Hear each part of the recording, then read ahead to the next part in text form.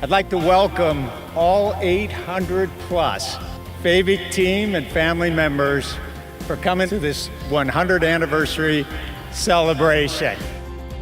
It really is a pleasure to be here with all of you today in this impressive venue to celebrate the impressive history of the Fabick Tractor Company. This is our history and our legacy together.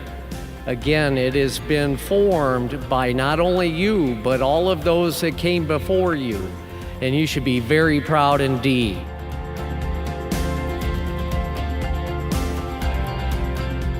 Instead of employees, you are family to us.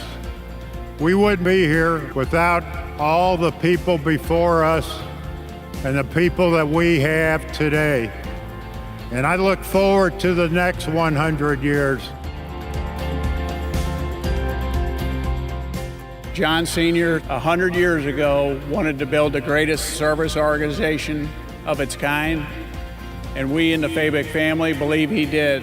And we have nobody else to thank but all the employees over those 100 years who lived that motto, to ever serve our customers better.